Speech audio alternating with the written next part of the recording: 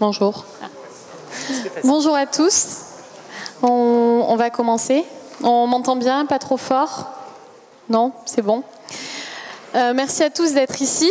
On est réunis aujourd'hui et pendant ces 3 jours autour d'une thématique très actuelle, les territoires. Une thématique actuelle et aussi qui est mise en avant de plus en plus comme une solution à une économie ou à des dérives économiques et financières globales qui ont mené peut-être en partie à la crise dont on fête les 10 ans cette année. Mais pas une solution qui est en opposition totale avec ce système global qui est une réalité. De fait, on vit dans une économie, une société aujourd'hui qui est connectée et globalisée, mais plus une solution qui est complémentaire et qui ne doit pas être occultée, écrasée par ce système, cette économie globale.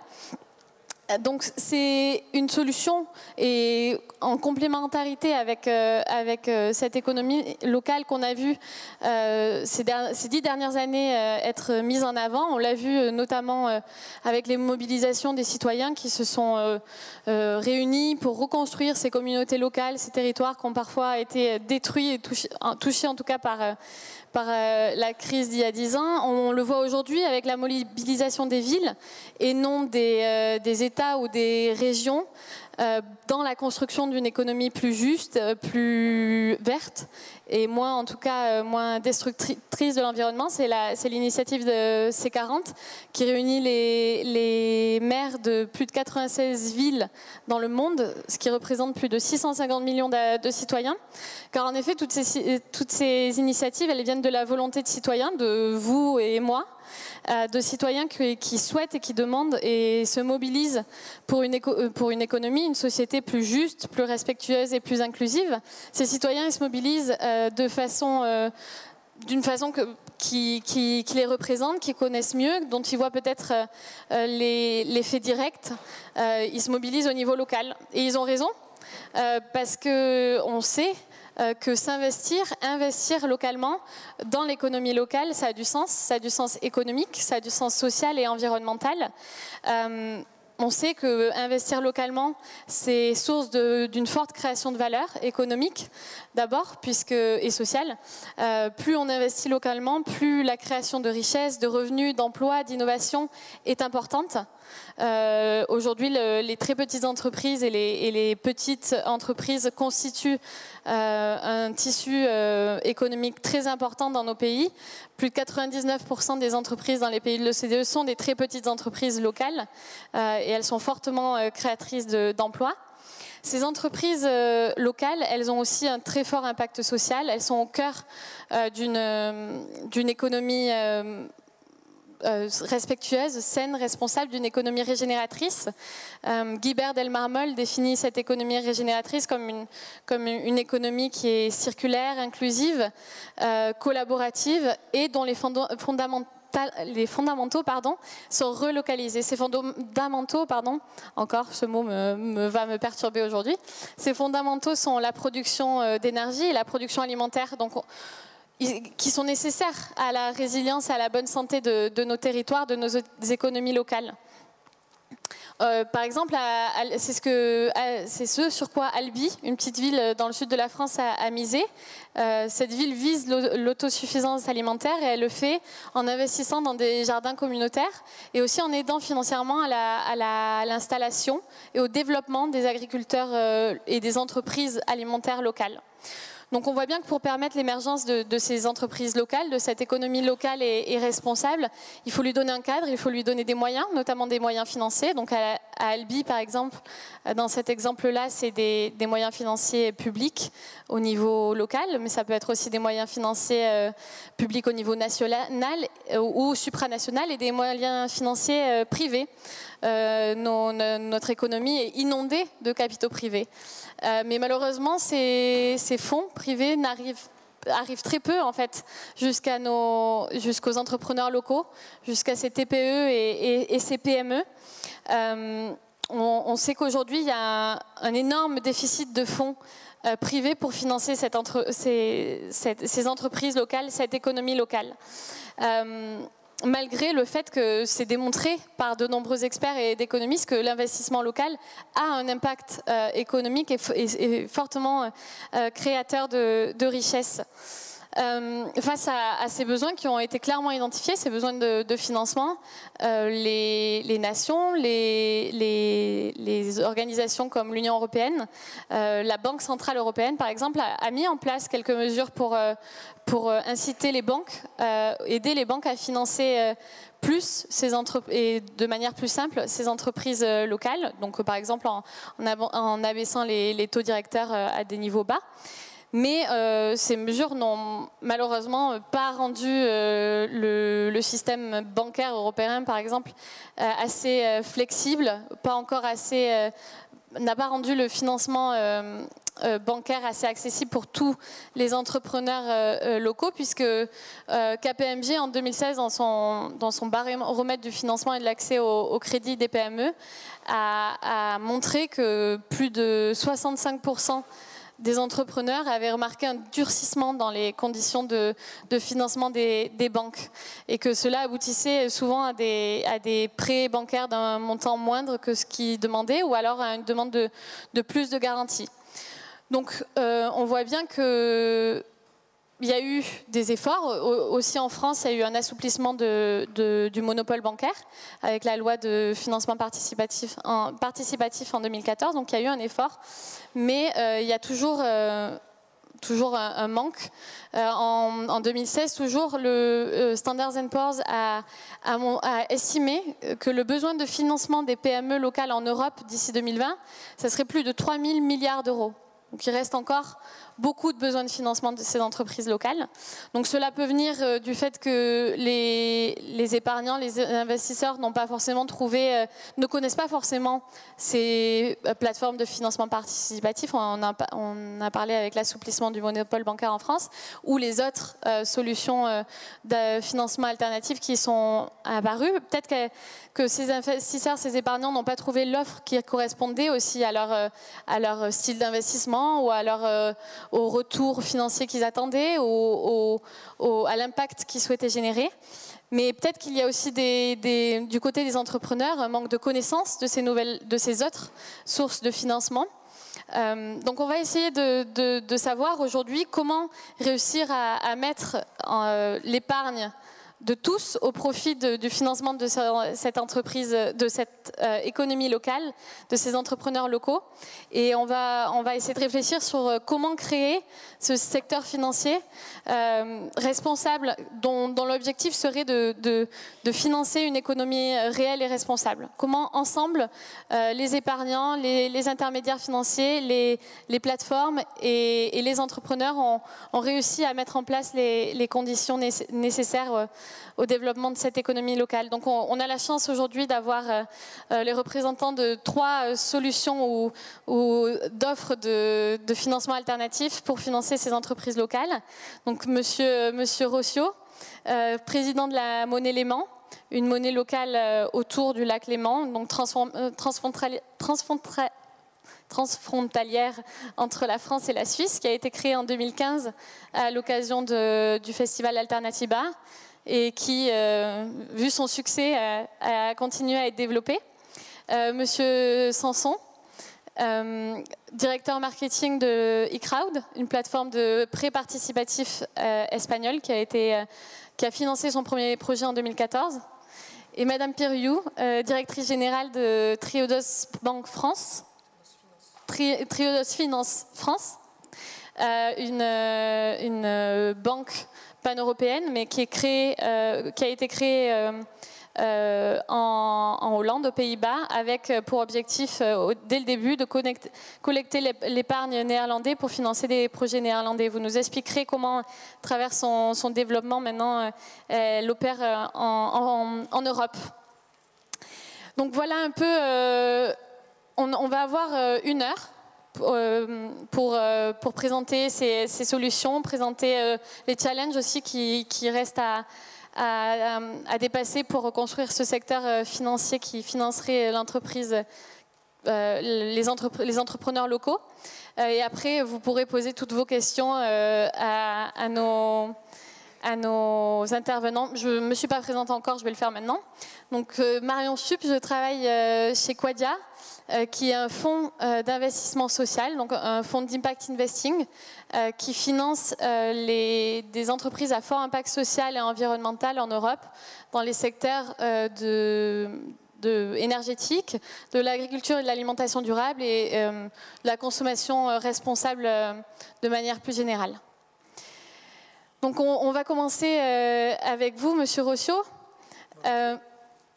Donc on parle d'épargne aujourd'hui, mais notre pouvoir de financement à tous de l'économie locale, je crois qu'elle est aussi dans nos choix d'achat, dans nos dépenses en fait. Et c'est le principe un peu de la monnaie locale. Les monnaies locales sont des monnaies complémentaires qui ne sont pas issues d'un gouvernement national et qui ont pour vocation à être échangées sur un territoire géographique exclusif entre consommateurs, entreprises. Et c'est le principe du léman. Est-ce que vous pouvez nous en dire plus sur le léman, comment il s'utilise, comment on peut l'acquérir ? Oui, alors merci déjà Marion pour la présentation. Pardon. Merci aux organisateurs du forum de nous permettre de développer un peu quelques idées autour de cette création des monnaies complémentaires, parce que c'est assez novateur et c'est assez rare. Au fond, vous l'avez dit dans votre présentation, on répond à deux grandes crises aujourd'hui. La première, c'était la crise de 2008, qui était une crise financière qui a eu un impact très important sur le plan local, pratiquement partout dans le monde. Donc, c'est des crises globales qui ont un impact toujours local, notamment parmi les petites et moyennes entreprises. Et deuxièmement, une crise encore plus inquiétante, qui est la crise climatique et la crise écologique au sens très large du terme. Donc, le fait qu'on ne peut pas continuer à consommer, à produire de la même manière. Et on est parti du principe qu'il existait des solutions immédiates et concrètes, qu'il fallait commencer à s'auto-organiser pour prévoir pour permettre des actions à la fois à l'échelle des entreprises et à l'échelle des individus. À l'échelle des entreprises quand elles travaillent entre elles, à l'échelle des individus quand ils sont dans leur qualité de consommateurs. Alors, on dit dans les premiers cours d'économie, le cours numéro 1 souvent, on dit le revenu est égal à la consommation plus l'épargne. C'est-à-dire, soit vous avez un revenu, soit vous le consommez, soit vous l'épargnez. Et au fond, avec la monnaie complémentaire comme le léman, quand vous avez 100 francs suisses ou 100 euros et que vous les changez en léman, vous les épargnez collectivement sur un compte. Nous, on les met sur la banque alternative suisse, qui est une banque éthique et qui investit dans des solutions écologiques et sociales. Et vous recevez en échange un billet de léman que vous pouvez consommer. Donc, votre capacité d'entreprise ou d'individu, elle est doublée parce que vous pouvez avoir un double impact avec votre argent sur votre environnement immédiat. Et donc, l'ambition d'une monnaie comme le léman, elle est en tout cas triple. C'est-à-dire, il y a une valeur pédagogique aussi de dire aux gens, vous avez un pouvoir sur votre argent. L'argent, c'est ce qui vous permet c'est pas quelque chose d'abstrait, c'est quelque chose qui est très concret et qui permet la fluidité de la richesse au sein d'un territoire. La deuxième chose, c'est la relocalisation de l'économie. Les entreprises qui vont travailler avec le léman ne sont les entreprises que de la région, et comme le léman n'est pas reconvertible ou à des frais importants en francs suisses, le léman va circuler dans la région et produire de la richesse dans la région. Vous savez qu'on calcule le produit intérieur brut en faisant la somme de toutes les richesses produites. de toutes les transactions, en fait. Et les transactions faites disons, donc la richesse dépend en fait de la vitesse disons, elle est marquée par la vitesse de circulation de la monnaie. Et on dit que les monnaies locales circulent 5 à 6 fois plus vite que les monnaies classiques, qui sont évidemment plus liées à l'épargne. La deuxième chose qui est importante dans notre monnaie, toutes les monnaies ne fonctionnent pas de cette manière, c'est que les entreprises qui rentrent dans le Léman signent une charte. Cette charte, c'est une charte qui s'est inspirée de la charte de la Chambre de l'économie sociale et solidaire, et c'est une charte qui demande aux entreprises d'être en amélioration continue par rapport à leurs responsabilités environnementales et sociales. Et puis, donc elle est citoyenne, elle est locale, elle est responsable, et on peut dire encore qu'on est la seule monnaie à être transfrontalière, puisque le Léman étant un lac qui est coupé par moitié entre la Suisse et la France, l'aire géographique, notre bassin de vie, il est franco-suisse. Et concrètement, comment on fait pour avoir d'éléments, pour le dépenser, où on le dépense? Et il y a en fait 2 monnaies, si j'ai bien compris. Est-ce que vous pouvez nous expliquer un peu? Est-ce que dans la salle, il y a des gens qui ont vu le film Demain? Mais j'ai un peu d'avance sur les autres. Dans le film Demain, il y a 2 solutions de monnaie qui sont présentées.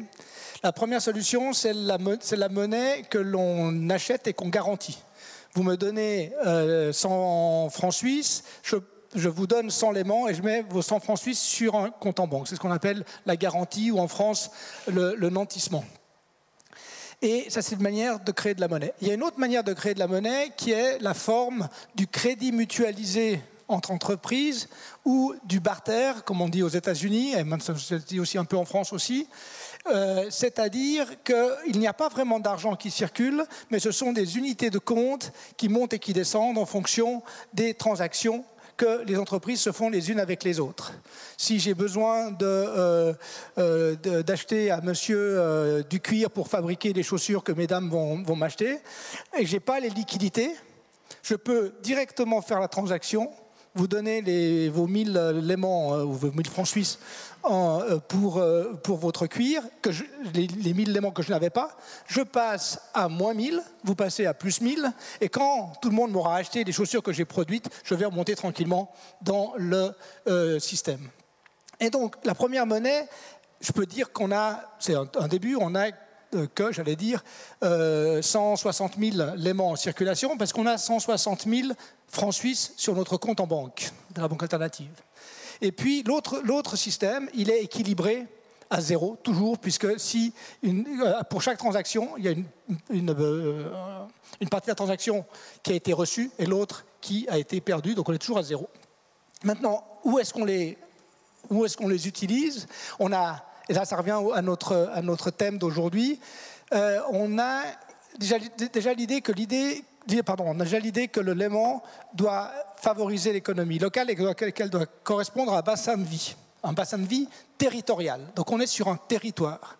Et sur ce territoire, on développe, on a des petits mandats pour des communes ou pour des villes de moyenne importance, des centres-villes par exemple, qui pourraient être revalorisés, en leur disant, nous on a un outil, ça s'appelle le Léman, et si vous voulez revaloriser les entreprises ou les commerces de votre cité, vous pouvez l'utiliser comme outil.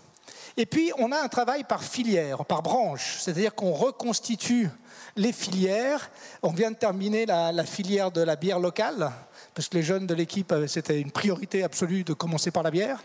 Et donc, on a fini la bière, c'est-à-dire on peut faire toute la filière, depuis la céréale jusqu'au bistrot, jusqu'au café, en payant entièrement en Léman. Et en faisant le travail par filière, on s'aperçoit aussi qu'il y a des trous qu'il y a des entreprises qui ne sont plus locales, qui ont été délocalisées à un moment donné de l'histoire économique de la région et qu'il faut recréer. Je terminerai avec cet exemple-là parce qu'il est intéressant. C'est l'exemple du pain, où on s'aperçoit qu'il manque aujourd'hui une trentaine de petits moulins dans la région. Des moulins très spécifiques pour telle céréale qui ne devrait pas être mélangée à tel autre, pour tel produit bio qui ne devrait pas être mélangé, etc. Je ne vais pas monopoliser trop la parole, puisque je pense que mon temps...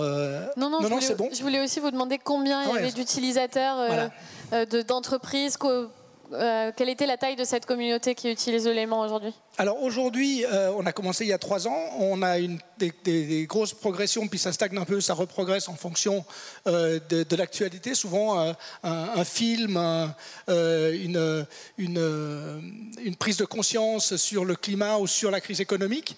Et on a 560 entreprises qui sont dans le système aujourd'hui, toutes sortes d'entreprises. On n'a pas encore de médecins, mais on a un dentiste, on a pas mal d'entreprises de soins, on a des entreprises évidemment dans l'agriculture, il y a des coopératives d'habitation, on peut payer son loyer en Léman par exemple, et on est en train de réfléchir à un projet avec les transports publics. Genevois, qui est la compagnie de transport qui, elle, marche évidemment à l'électricité, et donc ça nous ferait peut-être décrocher l'entreprise qui produit et qui distribue surtout l'électricité. Donc on monte palier après palier. Notre monnaie, pour être clair, pour terminer là-dessus, c'est une monnaie papier, mais c'est également une monnaie électronique. On a créé notre propre blockchain, notre propre crypto-monnaie, qui est complètement indépendante des autres crypto-monnaies, et qui est très très peu gaspilleuse en énergie, puisque, pour ceux qui s'y connaissent un peu, mais on pourra en discuter plus tard, le minage, le fait de décrypter les transactions, n'est pas rémunéré. Donc il n'y a pas de course à la puissance, et on est le contraire du Bitcoin dans ce type de blockchain, parce que non seulement c'est peu dévoreur d'énergie, mais en plus c'est absolument pas spéculatif. On peut absolument pas spéculer avec notre monnaie, puisqu'elle est l'équivalente du franc suisse. Merci. Donc on voit très clairement que la monnaie locale est un outil efficace dans les exemples que vous avez donnés pour la relocalisation et le développement de ces entrepreneurs locaux, de ces économies locales, et on voit également la puissance de la communauté.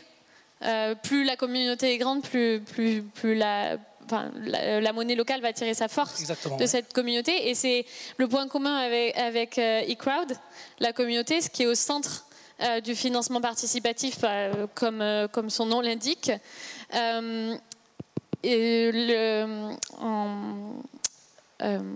En France,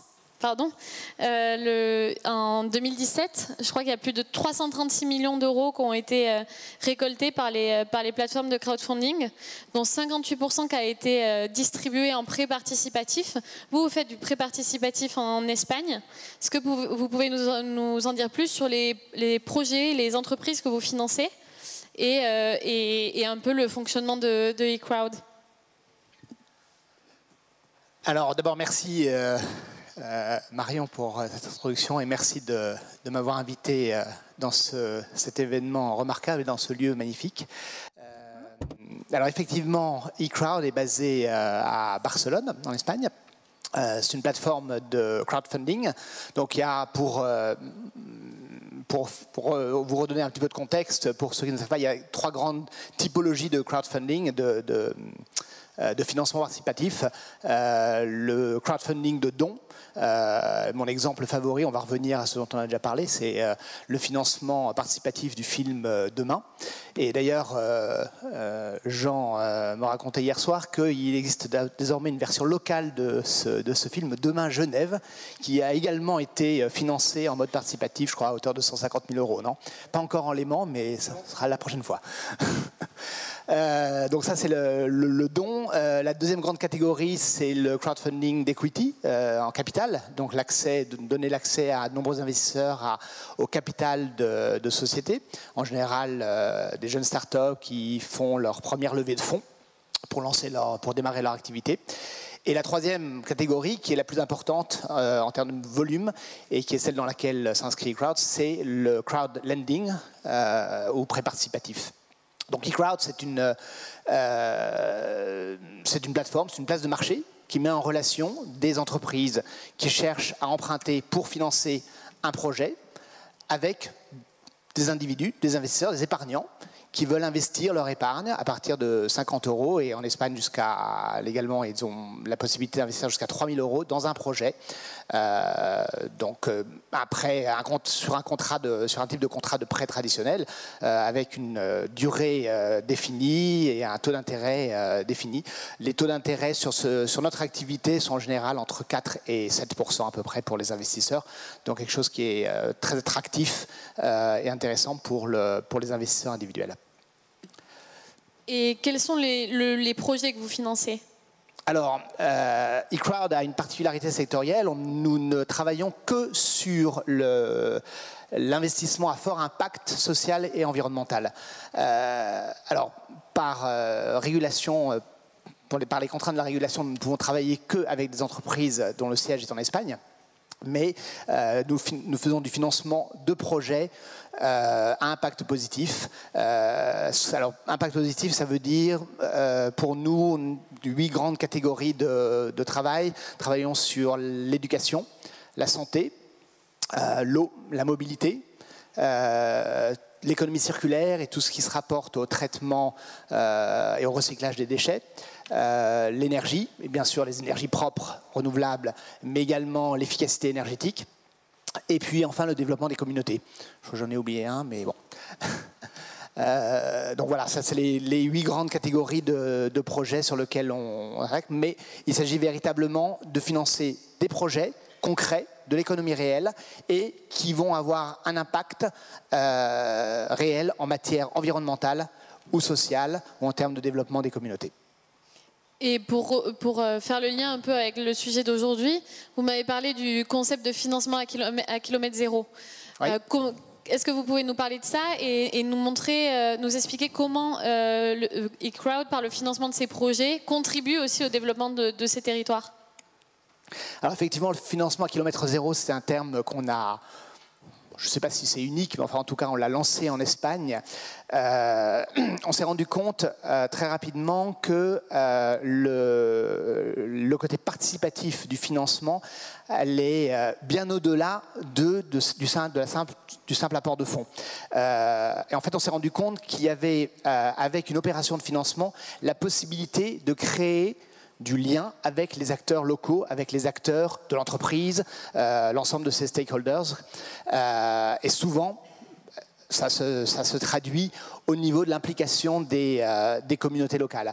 Je vais vous donner un exemple, ou 2 exemples. L'année dernière, on a travaillé avec un groupe agroalimentaire espagnol qui s'appelle Nostrum, qui cherchait à financer une station d'assainissement pour leur principal point de production. On a commencé cette campagne en ouvrant le financement uniquement aux employés de Nostrum et en particulier à l'ensemble des employés qui travaillent dans cette usine localement, ainsi qu'à leurs fournisseurs directs. Alors, à notre grand étonnement, ça a été un succès absolument phénoménal. En 5 jours, je crois qu'ils ont levé à peu près 55% des fonds qu'ils recherchaient. Mais surtout, il y a eu un retour de la part des employés et des autres acteurs engagés dans ce processus extrêmement positif parce que ça leur permettait d'être acteurs dans cette opération de financement positif qui, en l'occurrence, dans ce cadre-là, améliorait la qualité de la production et améliorait l'environnement de travail directement des employés sur cette usine. Donc ça, c'est un exemple de... alors c'est... Là, on parle de tous les employés essentiellement de la société au niveau national. Donc, c'est pas forcément du kilomètre zéro géographiquement, mais en tout cas, c'est du financement avec les acteurs qui sont déjà impliqués avec l'entreprise, qui ont déjà une relation avec elle. Un autre exemple qui est très emblématique pour nous, c'était le premier dossier de financement d'une communauté au nord de la Catalogne, il y a une petite communauté qui s'appelle Viladamat, et le maire souhaitait mettre en place une installation photovoltaïque sur le toit de la mairie. Il n'avait pas besoin de fonds, mais par contre, il voulait utiliser ça comme un outil pédagogique et d'implication de la communauté. Donc il a ouvert le financement uniquement aux habitants de Viladamat. Personne d'autre ne pouvait participer. Donc là, on est vraiment dans le super local. Là. Et ça a impliqué de notre part également un accompagnement sur le terrain, très proche, pour aller expliquer, faire des ateliers sur à la fois la transition énergétique, sur le mode de financement participatif, comment est-ce qu'on peut terminer, pourquoi ça a du sens, etc. Encore une fois, ça a été une campagne qui a eu un très grand succès. Les fonds ont été levés sans aucune difficulté. Il y a une très grande participation des habitants de la commune. Et ça a été relayé au niveau de la région de Catalogne, certainement, mais même au niveau local en Espagne, comme un des exemples les plus probants de l'implication des communautés locales dans des projets de développement durable. Merci. On voit clairement là comment l'épargne est dirigée, fléchée directement vers des projets très locaux et qui participent au développement de ces territoires. Mais vous l'avez dit, le montant d'investissement pour chaque personne, c'est entre 50 et 3 000 € maximum. 3 000 €. Donc on reste sur une petite partie. C'est très abordable, effectivement. Ouais. Et il reste une grande partie de l'épargne. Donc c'est là que je me tourne vers vous, Madame Piriou, et qui avait une offre complémentaire qui se rapproche plus de l'offre qui est une offre bancaire. Est-ce que vous pouvez nous dire en quoi elle se différencie quand même de l'offre bancaire traditionnelle et comment vous travaillez avec ce concept de localité? Alors, je crois que c'est important de repartir à l'origine de Triodos et ce qui a motivé la création de la banque Triodos. Au départ, c'était aux Pays-Bas. 4 personnes de la société civile se sont regroupées pour créer une fondation. Une fondation qui disait: si vous me confiez une partie de votre épargne, on vous garantit qu'on investira cette épargne uniquement dans des projets qui ont une plus-value sociétale. Alors c'était tout petit au début, 4 personnes qui allaient chercher des projets, qui allaient chercher de l'épargne et qui les affectaient. Ça a commencé comme ça, mais vraiment l'idée c'était d'avoir un usage conscient de l'argent par les épargnants, qui étaient donc certains que leur argent serait utilisé uniquement pour financer des projets dans l'économie verte, dans l'économie sociale ou dans l'art et la culture, ce qui a une plus-value pour l'humain, l'environnement, la communauté ou la planète. En 1980, aux Pays-Bas, il y a eu un créneau réglementaire où il était facile de prendre le statut de banque. Donc c'est devenu Banque Triodos. Donc là, on passe à une autre étape. Il y a collecte d'épargne sous forme de dépôt bancaire et octroi de crédit. La banque, et c'est un peu logique vu son origines, son capital n'est pas coté sur les marchés, est toujours détenu par une fondation. C'est très fréquent aux Pays-Bas également, de toute façon, mais les origines en tant que fondation expliquent aussi cette structure de détention du capital. La banque a continué à assurer un financement sur ces secteurs, toujours économie verte, économie sociale, art et culture, toujours en transparence, toujours en indiquant aux épargnants, globalement on a ce pool d'épargne qui a été déposé à la banque, et voilà la liste des projets sur lesquels on investit. Alors maintenant, avec Internet, les projets sont publiés sur le site de la banque, mais à l'époque, il n'y avait pas Internet. Ce modèle de banque, en quoi est-il différent des autres banques? En fait, je pense que la plus grosse différence, c'est que la banque a uniquement pour mission de financer ce type de projets qui ont une plus-value sociétale. Dans l'analyse des dossiers, on regarde d'abord le projet, qu'est-ce qu'il va apporter à l'humain, à la planète. Si on constate que c'est nuisible, que ça n'apporte rien, eh bien on ne le finance pas. C'est seulement si on voit qu'il va réellement avoir une plus-value qu'alors on va être comme une autre banque, on va regarder est-ce que ce projet tient la route financièrement, parce qu'il faut bien voir que les crédits que la banque accorde, la liquidité qui est derrière, c'est l'épargne du public qui nous confie cette épargne. Et c'est en ça que le rôle d'une banque dans l'activité crédit est très différent du rôle d'un fonds d'investissement ou d'une plateforme de crowdfunding. Ou d'une manière générale, sur un projet, on va avoir une première partie du financement qui va correspondre à du capital. Alors ça peut être des actionnaires dans une société cotée, mais ça peut aussi être un apport en fonds propres, l'equity dont vous parliez. Et à côté de ça, on va avoir un crédit bancaire qui, lui, a priori, va être moins risqué. C'est-à-dire que si l'opération tourne mal, c'est d'abord ceux qui ont apporté le capital qui ne vont pas récupérer leur mise. Et à côté de ça, il y a un crédit bancaire où là, comme c'est l'épargne des déposants qu'on utilise pour faire le crédit, on est naturellement très précautionneux à s'assurer que le projet aura les moyens de rembourser le crédit. Parce qu'un déposant n'aimerait pas qu'on lui dise « j'ai fait un crédit, il ne m'a pas remboursé, je ne te rends pas ton dépôt ». Ça ne marcherait pas dans une banque. Donc, naturellement, on voit que le crédit bancaire est moins risqué, parce que ce n'est pas le même rôle que le capital, mais il est aussi moins cher. Donc, dans l'économie d'un projet pour le financement, c'est important d'avoir une part de capital mieux rémunérée qui prend plus de risques et une part de crédit qui prend moins de risques, mais qui est moins cher. Ça, c'est les lignes générales. Donc, en ça, on est très similaire à une autre banque. Vraiment, ce qui nous différencie, c'est que ces secteurs d'intervention sont cœur de métier pour la banque.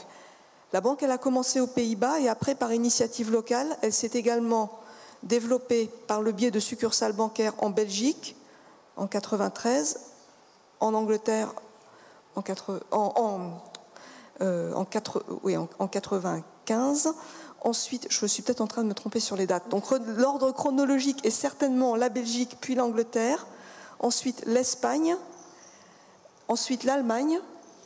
Et en France, c'est une première implantation, mais nous n'avons pas le statut de succursale bancaire. On représente la banque, on est mandataire exclusif de la banque, on peut proposer ses services de crédit. Donc on trouve des crédits, on a une équipe française bien basée en France qui peut intervenir sur tout le territoire français. Et pour autant que ces projets soient en ligne avec les valeurs de la banque et qu'ils aient une logique économique, c'est-à-dire que si on fait un crédit, le projet a la capacité de rembourser le crédit, alors on les propose à la banque Triodos qui à ce moment-là fait un crédit à ce client. Et pour les entreprises, les entrepreneurs, quelle est votre valeur ajoutée pourquoi venir voir Triodos plutôt qu'aller voir une autre banque Alors, lorsque l'on est sur des clients qui ont l'idée de développer un projet qui a une forte plus-value sociale ou environnementale, un certain nombre d'entre eux sont quand même très soucieux d'avoir aussi au niveau du financement des partenaires financiers qui ont cette même logique. Ça, on apporte cette logique puisqu'on finance uniquement ce type de projet. Après ça, il y a aussi une question d'expérience. C'est-à-dire qu'il y a des leçons à tirer sur ce qui se passe dans les autres pays aussi. Donc dans tous les pays de Triodos, on bénéficie de l'expérience qu'on peut avoir sur les secteurs sociaux, environnementaux dans les autres pays.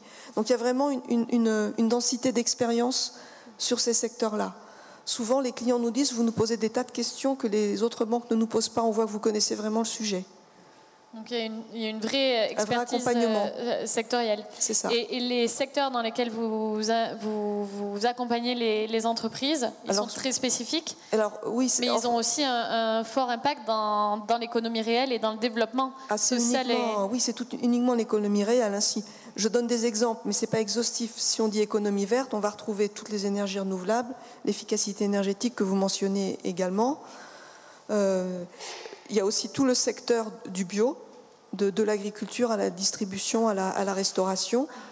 Dans l'énergie, il y a le photovoltaïque, l'éolien, mais il y a aussi l'hydro, il y a aussi le stockage. Enfin, il y a toute forme et l'efficacité. Hein. Après ça, dans le domaine du social, alors là, c'est énorme. Je ne vais pas pouvoir tout citer. Si on prend la vie de quelqu'un, on peut dire qu'il y aura des crèches, des écoles alternatives, des hôpitaux, des résidences seniors, des EHPAD. On s'assure toujours dans ce cas-là que les résidences que l'on finance ont vraiment une vocation sociale et pas seulement faire de l'argent. On peut trouver des structures pour des personnes en situation de handicap, en situation des entreprises d'insertion. Enfin voilà, pour vous donner le type de projet.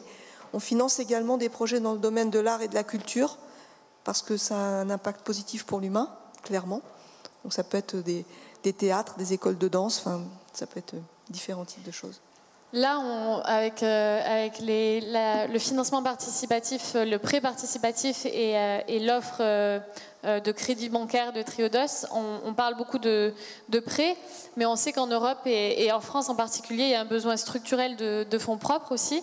Et je crois que Triodos a aussi une offre de financement en fonds propres. Est-ce que vous pouvez nous en dire quelques mots ? Alors, il y a toute une partie de la banque Triodos qui s'appelle Triodos Investment Management, qui effectivement, depuis la création, crée des fonds d'investissement. Alors, ça peut être des fonds thématiques, spécialisés sur les énergies renouvelables ou sur l'immobilier durable, pour donner des exemples. Et il y a aussi des fonds qui sont des fonds à impact multisectoriel.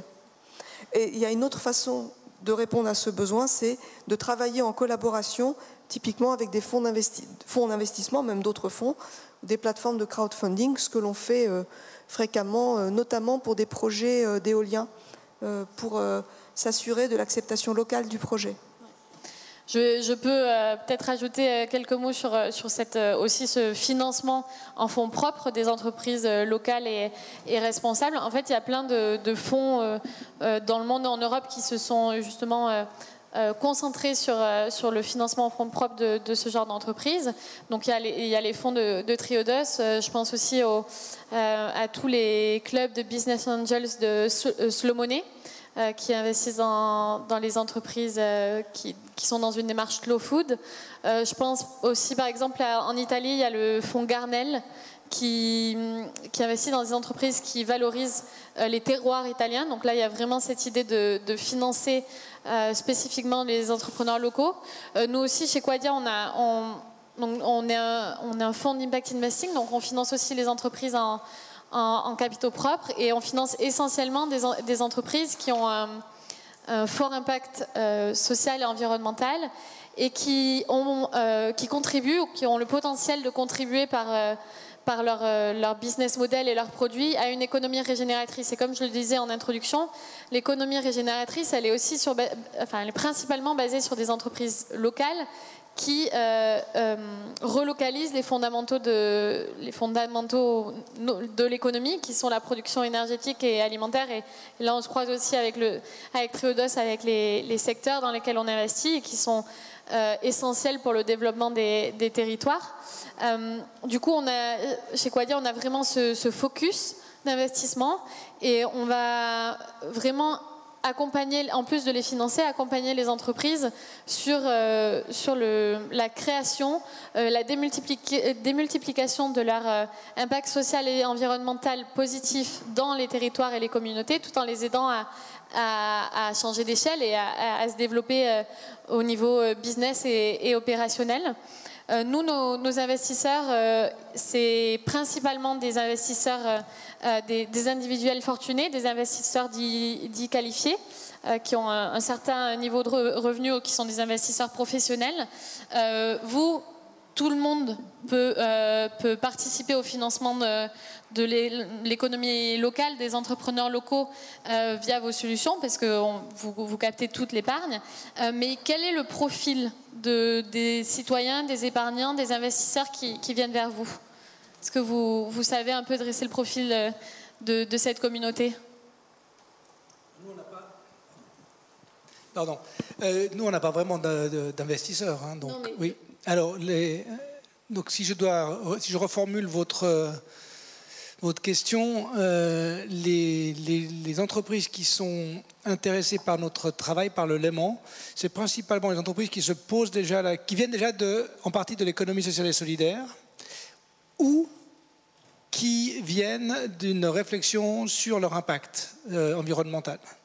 Et donc, elles comprennent que si elles veulent renforcer leur activité et renforcer la résilience de l'ensemble de l'économie locale, il faut qu'elles se mettent ensemble. Et donc, c'est un peu ça le sens de la question. Oui, et aussi du côté utilisateur. Si moi, moi utilisateur et acquéreur du léman, qui échange ses francs suisses, ses euros contre du léman? Est-ce qu'il y a un profil particulier? Il y a un profil du consommateur responsable. Et nous, on vise plutôt, tout autant, en tout cas, le commerce interentreprise et l'activité interentreprise que l'activité vers le consommateur. Mais il y a ce côté pédagogique dont je parlais tout à l'heure, parce que, au fond, les crises auxquelles on doit faire face sont si importantes et les gens ont vraiment une volonté de se mobiliser, que quand on paye en léman, quand on brandit en léman, c'est un peu la carte d'identité de la transition. Tu dis, tu n'as pas besoin de dire je suis de la transition, je fais mon possible, je fais ma part à la manière du colibri. Le fait de payer en léman, c'est de dire j'appartiens à ce mouvement qui a décidé qu'on pouvait vivre avec des solutions simples, qui respectent la planète, qui respectent l'humain et qui n'est pas ce système qui va dans le mur. Et ça, c'est simplement c'est ce type de personnes qui sont déjà éveillées à ça. Puis après, il y a les entreprises qui sont démarchées. Il y a les fournisseurs des entreprises qui sont démarchés par les entreprises elles-mêmes qui disent mais si tu rentres dans le léman, regarde les avantages, tu as ton crédit mutualisé à taux zéro, à 0% puisqu'il n'y a pas d'argent qui circule, tu es visible sur la carte de la transition, si je peux l'exprimer ainsi, notre site internet aussi est un avantage, etc. Et puis, j'aimerais encore venir sur une catégorie, c'est les 200 militants ou 200 bénévoles qui sont venus nous accompagner parce qu'on a fait ça complètement bénévolement depuis le début. C'est aussi le fait que ça soit à Genève, peut-être, parce qu'à Genève, on est dans une économie en croissance, donc on n'est pas dans une économie qui aurait besoin d'une monnaie locale pour relancer la croissance. On est dans une économie qui est presque en surchauffe, avec pas seulement Genève, mais aussi le canton de Vaud qui est à côté, et la France voisine, la Haute-Savoie est là. Mais les gens qui viennent nous rejoindre ont un très très fort potentiel de compétences, notamment parce qu'ils viennent du milieu bancaire qui renouvelle ses employés assez régulièrement. Donc les gens se trouvent pendant des périodes de chômage et ils perçoivent bien la fragilité du système. Et puis on a eu des informaticiens d'un très très haut niveau aussi, ce qui nous a permis de faire cette blockchain. Alors il y a eu des circonstances. On parlait ce matin d'alignement de planète. Je pensais qu'il y a eu cette circonstance d'alignement de planète qui était favorable. Et aujourd'hui, on a mis en place des outils que l'on peut dupliquer partout à moindre coût, en fait, mais en s'accrochant évidemment à des communautés locales qui sont chaque fois différentes. Donc c'est des utilisateurs en majorité qui sont déjà sensibles à la question du développement durable, de l'impact social. Est-ce que pour eCrowd et pour Triodos, c'est pareil, les épargnants, les investisseurs qui viennent vers vous ont cette sensibilité déjà, ou c'est plus large, plus grand public, on va dire? Alors, en ce qui concerne eCrowd, c'est assez intéressant. Historiquement, on a commencé notre activité essentiellement sur du financement de projets d'énergie renouvelable, d'installation photovoltaïque. Les premiers investisseurs qu'on a attirés sur la plateforme avaient vraiment un profil d'ingénieurs spécialisés dans les énergies renouvelables. En fait, c'était des acteurs du domaine qui voyaient, grâce au financement, une autre possibilité de participer à leur passion et à leur expertise. Alors ça a été un petit peu la base historique de notre profil d'investisseur. Ça a beaucoup évolué au cours des années, puisque d'abord on a étendu notre activité vers beaucoup d'autres secteurs. Mais ce qui caractérise véritablement nos 3000 investisseurs actifs aujourd'hui sur eCrowd, c'est véritablement cette volonté d'utiliser le financement pour être un acteur. C'est-à-dire que au-delà de l'aspect militant, au-delà de l'aspect... bien sûr, il y a une recherche de donner du sens à son épargne, indéniablement, mais c'est surtout participer à l'économie réelle. Et on voit très bien que les investisseurs participent dans des projets qu'ils comprennent, dans lesquels ils travaillent, etc. Donc on retombe sur cette implication très forte avec des projets réels dont on est proche, souvent dans les mêmes métiers, dans les mêmes catégories d'impact. Ça, c'est vraiment l'aspect le plus important. Cette capacité, on leur donne finalement la capacité d'être encore plus acteurs dans leur domaine. Après, j'aimerais beaucoup pouvoir dire que le profil de nos investisseurs serait plus millennials, etc. Mais la réalité de ce type d'investissement, où il faut quand même avoir une petite capacité d'épargne, fait qu'on reste sur des profils plutôt un peu plus âgés, de 40 à 60 ans, actifs, avec déjà une capacité d'épargne et, encore une fois, assez impliqués. Par contre, en termes de promotion, de création de visibilité, de communication, d'échange sur les réseaux sociaux, etc. C'est vrai que la génération millennial nous offre beaucoup de support et ils sont très impliqués. Alors ils vont peut-être pas investir véritablement, mais ils vont être apporteurs d'idées, apporteurs de projets parfois, et clairement ont envie d'une façon ou d'une autre de participer, pas forcément par l'intermédiaire du financement même, parce qu'ils n'ont simplement pas les moyens, mais en s'engageant autour d'idées, d'échanges, de communication, etc. Pour Triodos, sans surprise, effectivement, la logique de déposer son argent dans une succursale de Triodos ou d'acheter des fonds Triodos, c'est pour avoir un impact et savoir ce qui va être fait de l'argent que l'on a épargné. Et du coup, comment on fait pour dépasser Est-ce que déjà il y a une volonté de dépasser cet acte qui est pour l'instant encore un peu militant, ou cette envie de s'engager pour toucher tous les épargnants? Comment on fait pour capter toute cette épargne? Est-ce que c'est des réflexions que vous avez? Ah oui, vraiment. Venant du domaine de l'économie sociale et solidaire, et en plus basé dans cette petite communauté qu'est Genève, il y a un moment donné, au fond, moi j'estime que l'élément c'est une troisième étape dans la structuration de cette économie du changement. Il y a eu dans les années, suite aux années 68, 70, 80, un énorme potentiel de coopératives d'agriculture, de coopératives immobilières, et il y a eu aussi toute la gestion de la crise économique par les entreprises sociales. Tout ça, ça s'est mis ensemble dans une chambre à partir des années 2000. C'était la deuxième étape.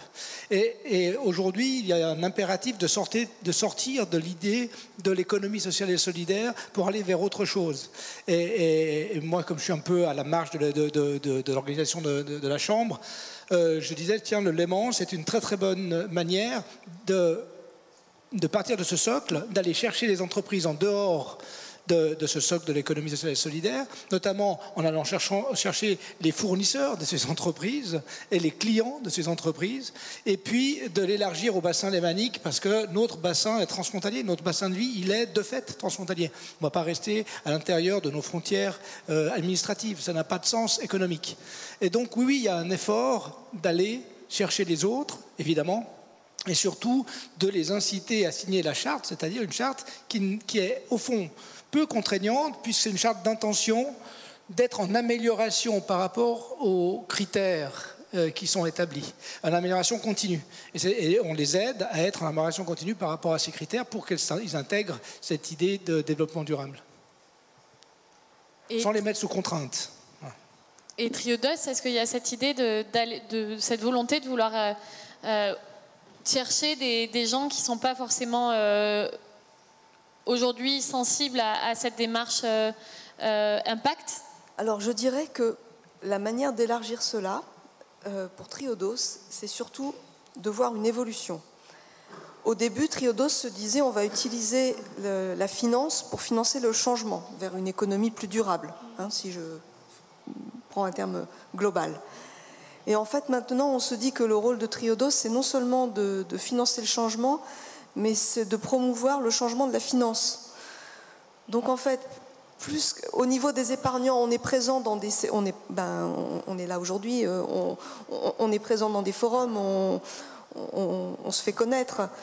Mais ce qui nous paraît le plus important, c'est de travailler avec d'autres banques. Donc très souvent, on est en partenariat avec d'autres banques pour financer des projets.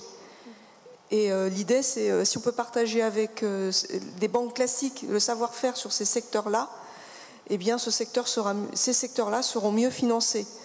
Et ça ne nous pose pas problème de partager ce savoir-faire parce que de toute façon, le marché est tellement énorme qu'on ne peut pas faire tout seul. Et l'idée, c'est vraiment d'amener toute la finance à shifter sur un nouveau mode de focus. Du coup, par et par ce biais-là, on touche la globalité, quoi. On touche soit par le crédit, soit par l'épargne. Et du côté des entreprises, des entrepreneurs locaux, comment vous allez chercher ces projets pour justement couvrir tous ces besoins de financement des entrepreneurs locaux? Comment vous les trouvez? Est-ce que Triodos est reconnu dans ces cercles-là d'entrepreneurs locaux? Alors, ce qu'on fait, c'est qu'on va dans des salons, dans des forums. C'est-à-dire qu'on a démarré l'activité en France fin 2012. Donc, on a commencé aussi par avoir un certain nombre d'acteurs avec qui on peut coopérer. Par exemple, obtenir la garantie BPI, obtenir la garantie de garants qui interviennent sur le secteur social. Ces acteurs peuvent aussi connaître des projets et faire connaître Triodos, leur faire savoir qu'on peut intervenir là-dessus. On est membre du MOVES, le mouvement des entrepreneurs sociaux, qui font des tours de France. Donc on les accompagne dans ces tours de France. Donc on essaie de cette façon-là de se faire connaître. Et c'est vrai que là, beaucoup de projets arrivent à être financés, quoi. On n'est pas une très grosse équipe, on est 15 à Paris. C'est encore le début. On ne peut certainement pas à 15 financer tous les besoins qu'il peut y avoir. Mais c'est ça la façon dont on opère, vraiment avec une démarche d'ouverture à d'autres acteurs. Et à tous les trois, est-ce que vous voyez encore des secteurs de cette économie réelle ou des tailles d'entreprises ou des étapes de maturité très spécifiques d'entreprises que vous n'arrivez pas à toucher, qui ne connaissent pas forcément vos offres? Est-ce qu'il y a des gaps comme ça, identifiés et connus? C'est difficile de se prononcer sur la question. Je pense que quand les collectivités publiques elles commencent déjà, on a trois petites villes qui sont membres du Léman sur la région, 3 maires qui se font payer une partie de leur salaire en Léman, et 3 villes qui font aussi le bureau de change. Mais quand les villes auront compris que c'est leur intérêt en termes de politique publique, sociale, environnementale, mais également en termes de rentrée fiscale, de défendre le commerce local et les entreprises locales, évidemment ça fera, le jour où on peut payer ses impôts locaux en Léman, on change d'échelle. Donc oui, je pense que c'est ça, c'est notre prochaine étape, c'est de convaincre non pas les politiques de nous aider, parce qu'on n'a pas besoin d'aide, au fond, soit ça marche, soit ça ne marche pas. Soit c'est une bonne idée et ça fonctionne, soit c'était une mauvaise idée et ça ne fonctionnera pas. Mais de dire, attendez, vous êtes la puissance publique, mais vous êtes surtout aussi, non pas surtout, vous êtes aussi un consommateur, un producteur, vous offrez des biens et des services à la collectivité, certains sont payables et vous allez consommer beaucoup localement. Donc utilisez cet instrument. Je vous dis juste un petit chiffre, 25 millions de francs suisses sont dépensés chaque année, c'est peu hein, sur 8 milliards de budget, mais 25 millions sont dépensés pour le service de la dette, juste pour payer les fonctionnaires les mois de l'année où l'impôt n'est pas rentré. Évidemment que s'il y avait un circuit comme le Léman, ces 25 millions seraient épargnés du jour au lendemain. Parce que les fonctionnaires pourraient être payés dans ce système de barter qui serait, un système de crédit mutualisé qui serait ouvert, comme l'élément, aux individus, pas seulement aux entreprises. Donc c'est des petites économies, 8 milliards de budget, 25 millions, on peut dire, bon, c'est pas grand-chose, mais c'est quand même 25 millions.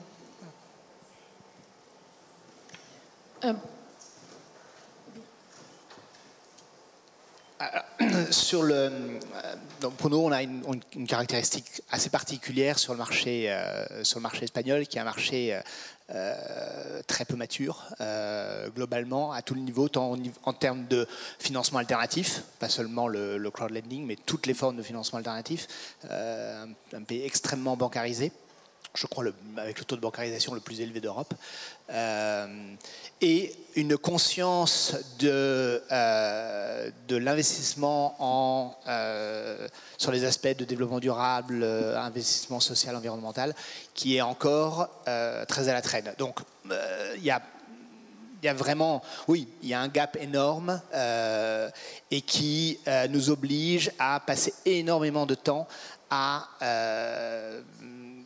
en mode pédagogique, de formation, d'explication, etc., tant au niveau de l'impact investing et de son rôle sur un développement économique durable pour l'entreprise que sur ce mode de financement alternatif qu'on propose. Donc ça marchait compliqué. On sent bien qu'on va dans le sens de l'histoire et qu'il y a tous les jours de nouveaux projets qui arrivent et de plus en plus d'entreprises qui s'ouvrent à ces alternatives, mais on est vraiment dans un changement de paradigme complet à tous les niveaux, et donc c'est un challenge qui reste encore très compliqué. Voilà. Pour moi, c'est très clair que même s'il y a des gaps encore, clairement, rien que vos trois solutions et même Quadia, en finançant les entreprises locales en capitaux propres, c'est hyper complémentaire et c'est ça qui, je crois, va permettre de financer cette économie réelle, ces entrepreneurs locaux. Je voulais savoir, est-ce que vous collaborez ensemble ou avec d'autres solutions de financement alternatif de l'économie réelle? Quadia, par exemple, je sais qu'on travaille avec Triodos, on co-investit beaucoup.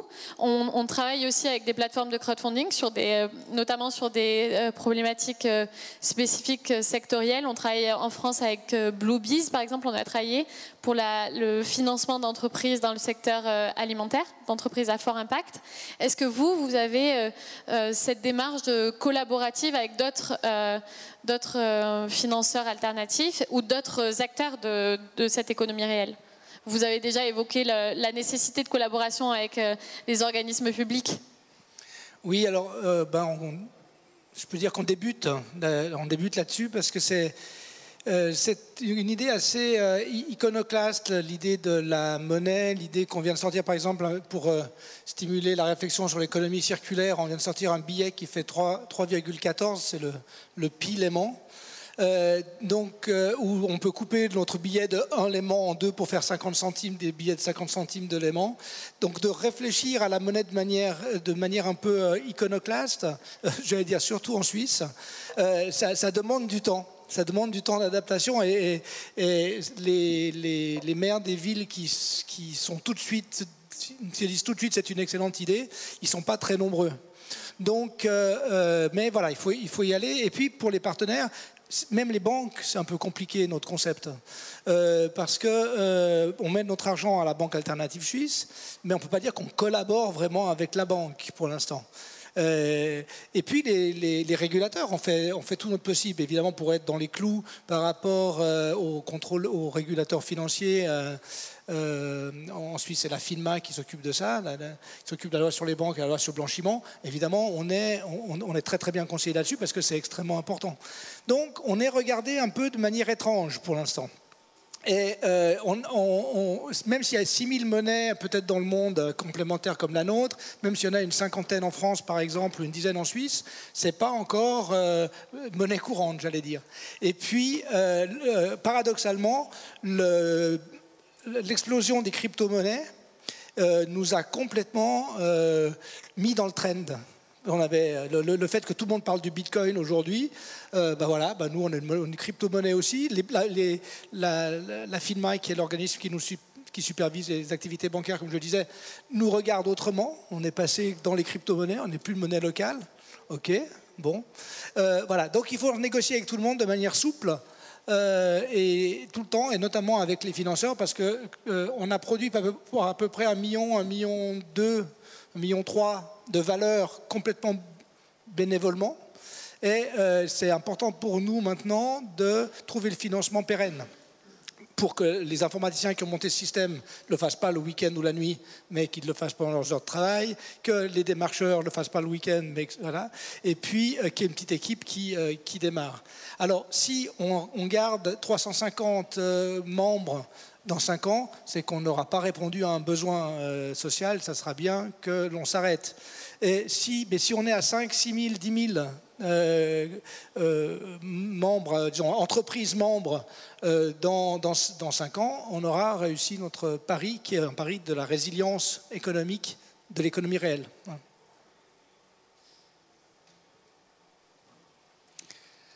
Oui, sur l'aspect collaboration, je pense que Patricia en a déjà parlé. Nous s'inscrit exactement dans la même logique de collaboration.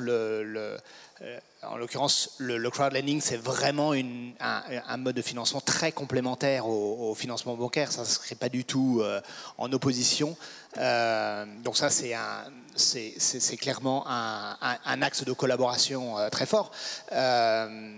Après, sur les pouvoirs publics, les institutions publiques, encore une fois, sur le marché espagnol, la demande n'est pas très forte. C'est vraiment à nous de pousser la roue. L'exemple que je vous ai cité auparavant de financement d'un projet solaire dans une commune, dans la commune de Villadamat, a été un très, très bon exemple qui a incité énormément de communes à nous approcher pour demander comment est-ce qu'on peut collaborer pour impliquer nos citoyens dans des projets. La ville de Barcelone a mis en place un distributeur électrique au niveau de la ville et cherche à financer des projets avec les habitants de Barcelone. Donc ce type de collaboration est en train de s'ouvrir, mais ça reste un petit peu l'exception. Et on est encore dans une approche où on a besoin malheureusement de faire énormément d'être très proactif sur l'explication et la pédagogie de ces alternatives de financement sur le marché. Très bien. Avant de laisser place aux questions de tout le monde, j'aimerais un peu faire un bilan de ce qu'on s'est dit. Donc, très clairement, et je pense qu'on est tous d'accord pour le dire, il y a déjà des solutions qui existent. Et ces solutions qui répondent à vraiment des besoins concrets et réels de financement de ces entrepreneurs locaux, de cette économie locale. Et c'est en collaborant, en créant cet écosystème de financeurs de l'économie locale qu'on va arriver à la booster, à la développer. On sent encore qu'il y a quand même un gros travail d'éducation à faire, de pédagogie pour inclure tout le monde, tous les épargnants, toutes les entreprises, les acteurs de public. Donc il y a vraiment encore, on est à un niveau de maturité de cet écosystème et de ces solutions qui est encore jeune. Je remarque aussi qu'on est très vite sorti du local. On n'est pas... Tout le monde ici, on ne finance pas des entrepreneurs locaux pour financer que du local. On est en fait dans une démarche à impact. On finance des entreprises locales parce que c'est elles qui apportent qui ont un impact positif social, environnemental et économique. Donc c'est vraiment plus que le local investing. J'ai l'impression que c'est du sustainable investing ou du impact investing qu'on fait. Ce que je pourrais ajouter à cela, c'est de dire que, en effet, c'est ça, mais dans la démarche, on intervient, pour ce qui est de Triodos France, partout en France, et on aime bien, quand on est dans une région qu'on connaît moins bien, travailler avec un acteur local. On essaie de travailler avec une banque locale, qui va peut-être mieux connaître des réseaux locaux. Donc on mixe les deux, en fait. Ouais. Après ça, dans l'équipe à Paris, on n'est pas tous parisiens de base. Donc on peut aussi avoir nos attaches et nos réseaux dans chacune des régions. Mais dans certains cas, on n'a vraiment pas de... Donc là, on prend absolument une banque locale pour la connaissance du tissu local, parce qu'il ne suffit pas d'arriver dans une région qu'on ne connaît pas avec des bonnes idées. Il faut d'abord comprendre ce qui se passe localement. Donc, pour répondre aux besoins et aux spécificités locales aussi de financement, allez-y. Oui, je crois que c'est très important de mentionner ça. C'est-à-dire que si on est pour la relocalisation, c'est la relocalisation partout. Et partout avec... donc ça veut dire, si on voit les choses en grand, c'est de dire qu'on voit les choses comme un projet universel de relocalisation. Et ce n'est pas pour se barricader contre les voisins, c'est de trouver des bassins de vie qui correspondent à l'activité. Et ça dépend aussi des activités. Et je crois qu'il faut prendre en compte le fait qu'on va vers une très très grande diversité des monnaies, une très très grande diversité de la coopération entre les moyens de financement. Pour ne parler que des monnaies, parce que c'est ce que je connais un peu maintenant depuis 3 ans, le fait qu'on nous demande de travailler sur des monnaies kilowatts, sur des monnaies kilomètres pour les gens qui font du covoiturage, par exemple. Le fait que les monnaies temps sont intégrables dans nos porte-monnaies, notre porte-monnaie multimonnaie, comme les accorderies au Québec ou comme les monnaies temps sur le care, sur le soin au Japon. Tout ça, c'est intégrable dans un même système et il peut y avoir... Moi, j'attends que notre portefeuille qui s'appelle Billet Toujours, ça veut dire portefeuille en espéranto, qui sort la semaine prochaine, pour les montrer au centre-ville des villes qui m'ont déjà approché, en disant, mais vous pouvez très bien avoir votre propre monnaie de ville ou de festival et être partie prenante du Léman aussi. Ce n'est pas du tout contradictoire. La résilience aux crises et aux crises financières, disons, le grand risque que fait courir le système financier actuellement, plutôt, c'est qu'il est très centralisé et unique. Et tout est interrelié. Plus on multiplie la diversité, et plus on sera résilient partout. C'est vrai que, sur un projet, ce qu'on peut dire, c'est si on compare ça à la cuisine, on a un certain nombre d'ingrédients, des acteurs de crowdfunding, des apporteurs de fonds propres sous forme de fonds d'investissement, des monnaies locales. Et pour un projet donné, on va chercher quelle est la meilleure solution, quel est le mix. C'est l'optimisation de... On optimise en disant, c'est un projet qui est peut-être en début de vie, il va falloir plus de capital, un peu moins de crédit. Après ça, c'est un projet, on est vraiment sur la répétition d'un projet, sur un concept déjà établi, on est juste au changement d'échelle. Là, on peut mettre plus de crédit. Mais c'est une question de trouver le juste équilibre entre les différents ingrédients. Et il y a de plus en plus d'ingrédients. D'où la nécessité de collaboration. Ben voilà. Oui, non, j'allais effectivement noter exactement la même chose. Finalement, la seule façon d'avoir véritablement un impact, c'est de trouver la bonne allocation des ressources. C'est d'optimiser cette allocation avec l'ensemble des solutions qui existent. Que ce soit effectivement de la monnaie locale ou des modèles participatifs ou l'allocation optimale des ressources bancaires traditionnelles. Mais il n'y a pas de solution en dehors de cette multitude de solutions et de l'implication de l'optimisation de ces ressources, que ce soit au niveau local géographique, que ce soit en impliquant les acteurs d'une entreprise, sa chaîne de valeur, etc. Très bien, merci. Est-ce que vous avez des questions pour nos intervenants? On a là devant 2.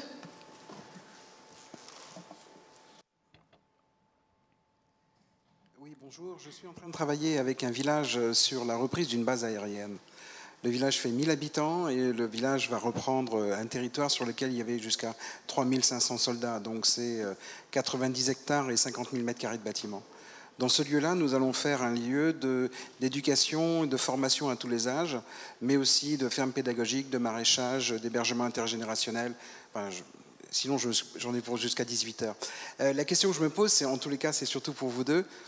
Désolé les gars, c'est que dans la mesure où c'est porté par un village et que la société qui va gérer ça va être une SIC, Est-ce que des financements comme vous vont aider à deux niveaux, peuvent aider à deux niveaux?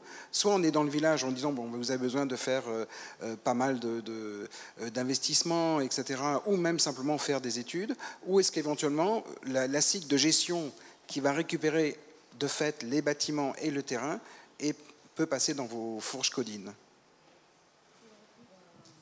Enfin, c'est typiquement un type de projet qu'on peut étudier. Je ne peux pas vous dire exactement comment on pourrait intervenir, mais c'est le genre de projet qu'on sait étudier, oui. Nous, malheureusement, dans ce cas, nous, on finance en fait que des entreprises qui ont déjà un projet ou un service sur le marché, qui génèrent déjà des revenus et qui sont, si elles ne sont pas encore rentables, proches de la rentabilité. Donc ça, il y a deux explications. C'est d'abord par rapport à la demande de nos investisseurs. On cherche des projets qui ont déjà une traction commerciale, qui sont déjà en marche, qui ont une certaine rentabilité. Et aussi du côté impact, dans notre analyse de l'impact, même si le projet, on voit bien un fort impact social et environnemental, dans notre analyse et notre mesure et notre capacité d'accompagnement du projet dans cette démultiplication de l'impact, pour nous, ça a du sens d'accompagner des projets qui ont déjà des entreprises qui ont déjà un produit ou un service sur le marché. Donc on va accompagner et financer des entreprises qui sont un peu plus avancées, plus matures dans leur développement. C'est plus le changement d'échelle. On accompagne plus le changement d'échelle, en effet. De toute façon, pour nous, ce sera de la duplication. Donc, parce qu'il y a d'autres exemples.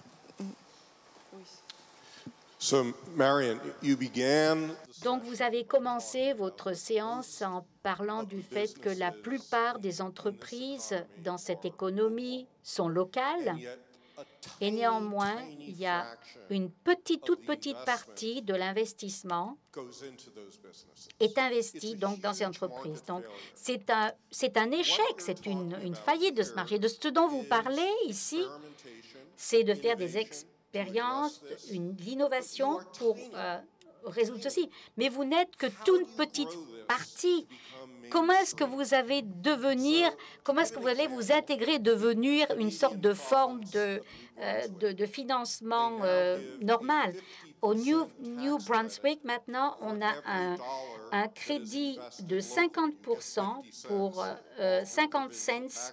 On peut avoir une réduction de vos impôts pour véritablement permettre de faire en sorte que les gens investissent localement. On a donc une réduction de ces impôts de 50 cents, par exemple. En Suisse ou dans les autres pays européens, est-ce qu'il y a des endroits où les gens sont véritablement sérieux en ce qui concerne le changement d'investissement de ce type? Est-ce que vous faites quelque chose d'aussi important? Il y a quand même une forte incitation au niveau des impôts à réinvestir davantage sur l'économie que sur l'immobilier, au niveau des impôts des particuliers. Par ailleurs, il y a quand même la CDC, la Banque publique d'investissement, qui investit beaucoup dans les territoires. Et il y a clairement une incitation plus forte maintenant à investir dans l'économie réelle. Et l'économie réelle, de fait, elle est locale. Au niveau du changement d'échelle, qu'est-ce qu'on peut faire pour changer d'échelle? Pour ce qui est de Triodos, en effet, on est une banque de taille moyenne. Donc, c'est limité. La banque a passé un accord avec une compagnie d'assurance aux Pays-Bas qui est prête à apporter du funding en même temps que Triodos sur des projets que Triodos va financer. Par exemple, si on finance 20 millions, la compagnie d'assurance va également mettre un autre 20 millions. Donc déjà, c'est une façon de changer. Et on travaille aussi avec des très grandes banques. Donc on peut se retrouver parfois à être à l'origine d'un projet, mais on va chercher une très grande banque parce que nous, c'est trop gros pour nous. C'est une façon de changer d'échelle aussi. Et cette ouverture à travailler avec d'autres banques, c'est ça notre façon de changer d'échelle. Mais avant de changer d'échelle, il faut aussi savoir accompagner les plus petits. En fait, en France, ce qu'on voit, c'est que pour des entreprises qui démarrent, il y a beaucoup de solutions. Je ne dis pas que ça couvre tous les cas, mais il y a beaucoup de solutions pour les entreprises qui démarrent. Et c'est souvent quand on est au changement d'échelle qu'il y a une difficulté. On intervient, nous, au niveau de Triodos, sur des projets de taille moyenne, pas sur du tout petit. Sur du très gros, on doit travailler avec d'autres. Et là, on voit qu'il y a vraiment un besoin du marché. Il y a un besoin sur le marché pour ces projets de taille moyenne. Mais le local en Europe, il est déjà géré pays par pays. C'est déjà séparé, quoi. Chaque pays a ses façons d'aider au niveau du développement d'entrepreneuriat. C'est déjà juste sur le pays. Donc déjà, ça localise. En même temps, c'est vrai que c'est intéressant d'utiliser des financements qui sont alloués au niveau de l'Europe et qui peuvent être réfléchis à chacun des pays. Encore une fois, c'est vraiment de regarder sur un projet donné tout le panel de solutions. Et notre approche, c'est de toujours avoir un ancrage local pour comprendre ce qui est fait en local.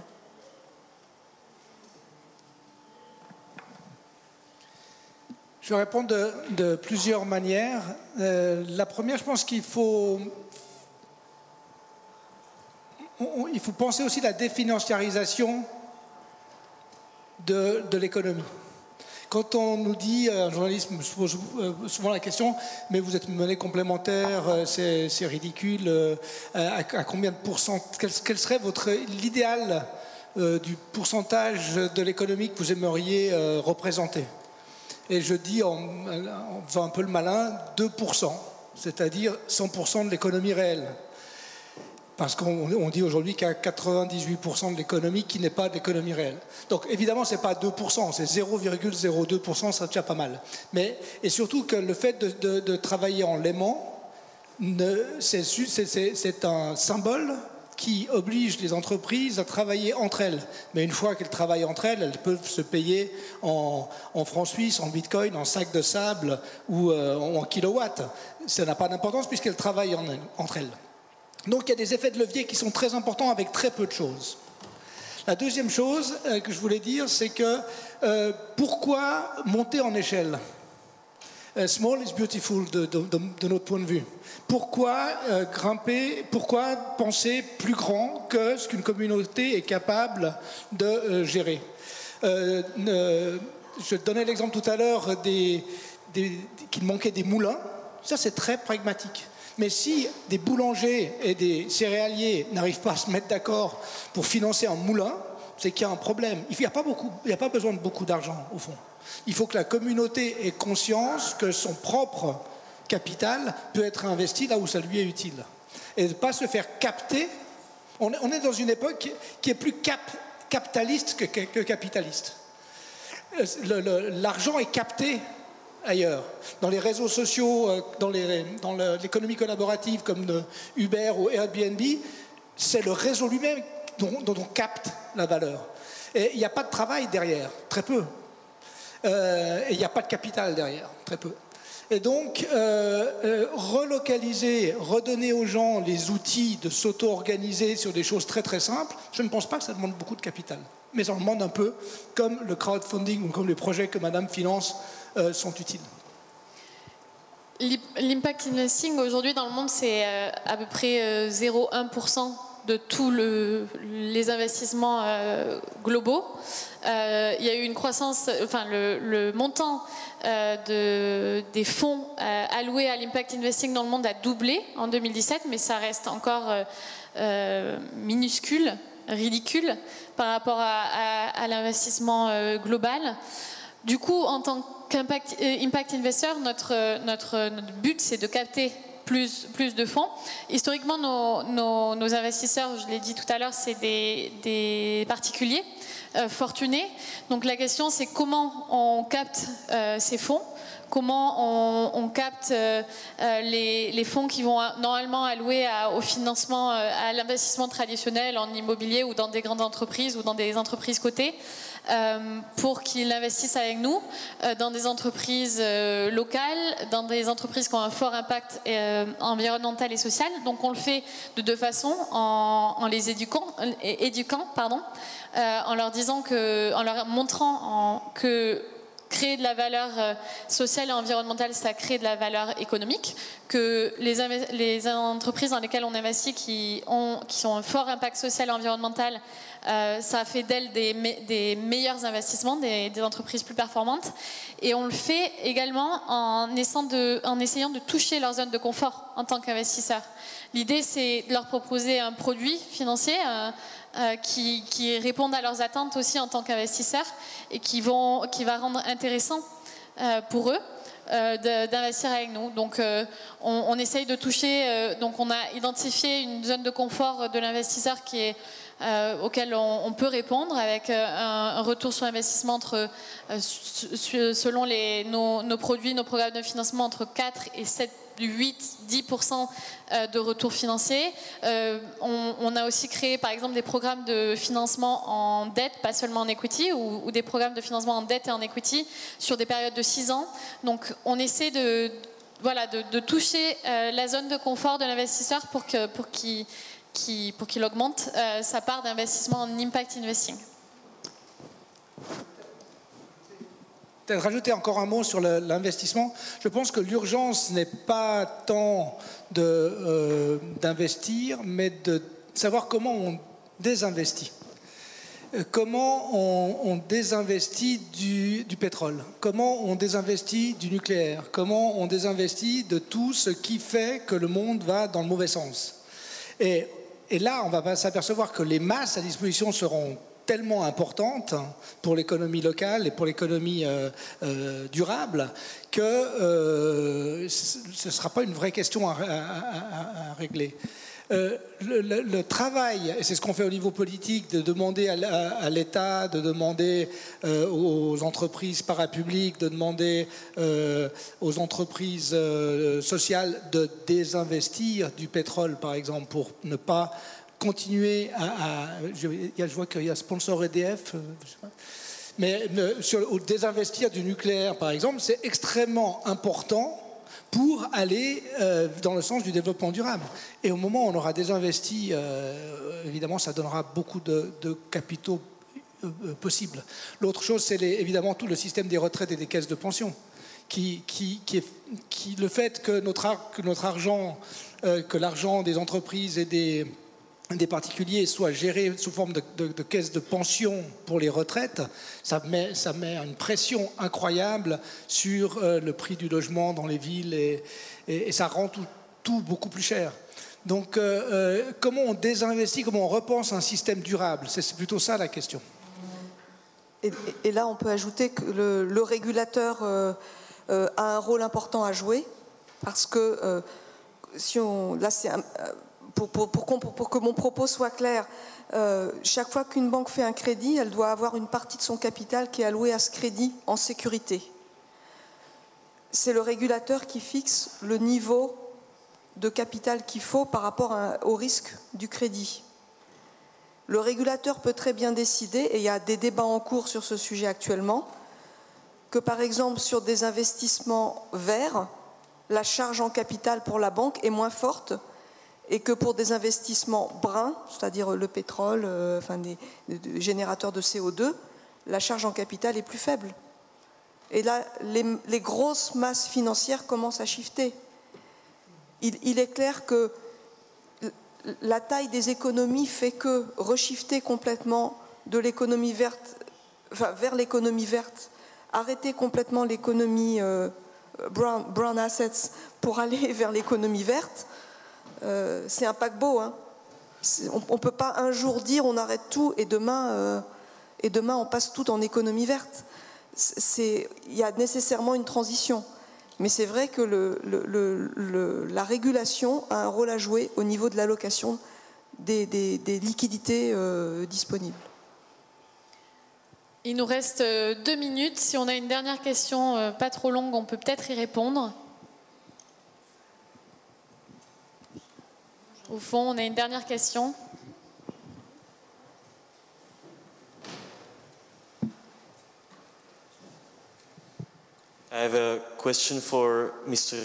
J'ai une question pour M. Rossio. Comment est-ce que votre gouvernement local a réagi à la nouvelle monnaie que vous utilisez?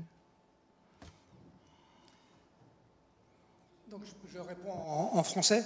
Quand on parle de gouvernement local, en fait, en Suisse, il y a deux niveaux, il y a trois niveaux, mais il y a le niveau de l'État, du canton, et il y a le niveau des communes. C'est un peu différent. Le canton nous répond simplement que la monnaie, c'est une histoire fédérale. C'est pas son souci. Et les communes, les villes sont beaucoup plus pragmatiques parce que ce sont des acteurs très importants du territoire.